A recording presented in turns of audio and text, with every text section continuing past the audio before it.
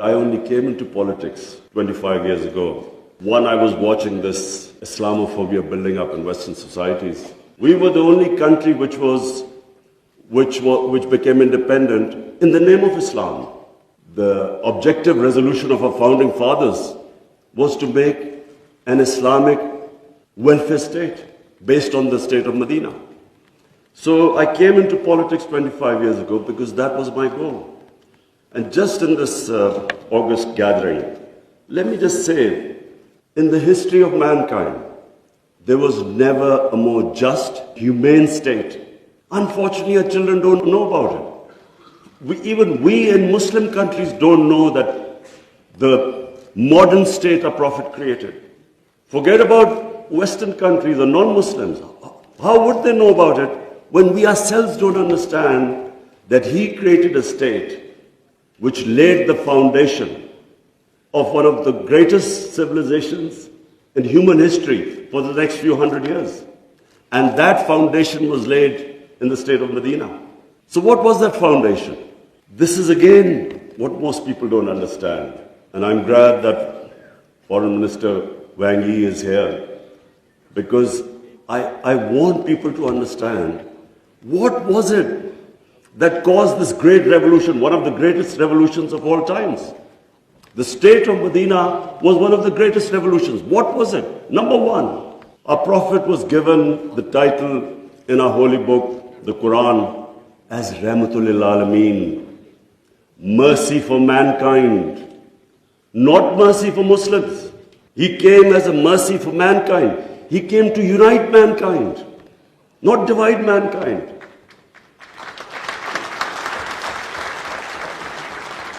Allah for Muslims is Rahmat, Rabbul Alameen, not Rabbul Muslimeen. We Muslims don't understand the great mission our Prophet came in this world for, to unite humanity.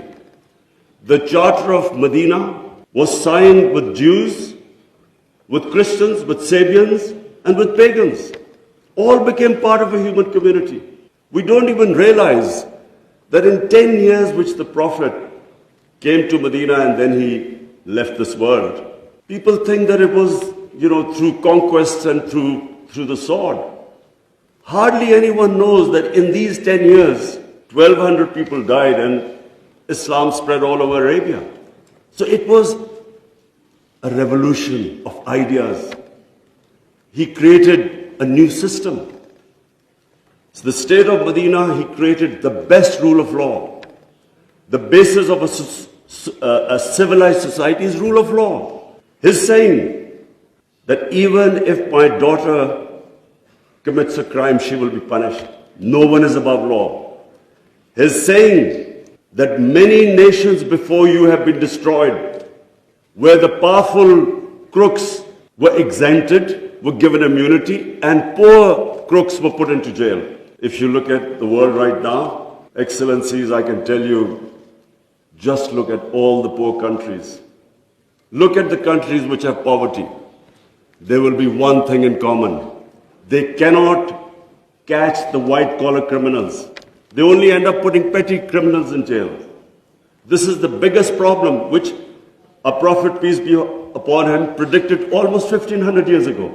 The developing world is poor, not because they lack resources, because they cannot put the powerful criminals in jail.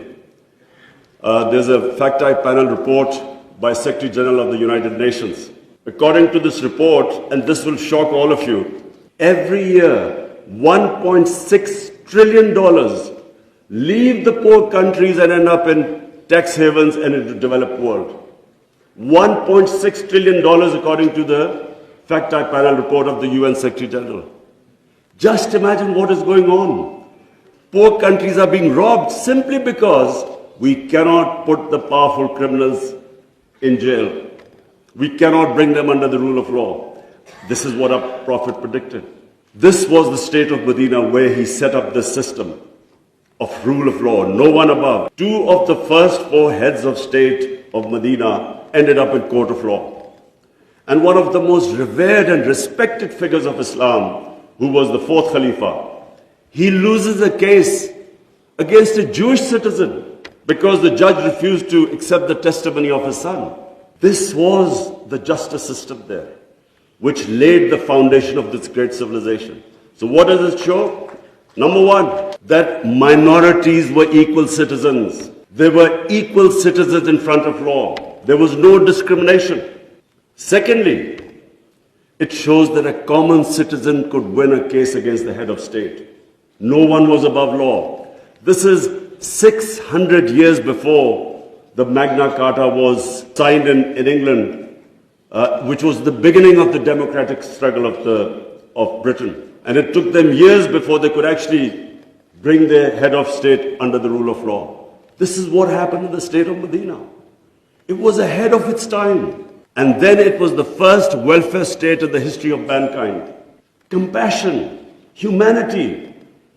It was a state which took care of its weak, its orphans, its widows, its poor people. It was the first time pensions were introduced in the state of Medina. They took care of the old people. A compassionate state. A state where they wanted to please the Almighty.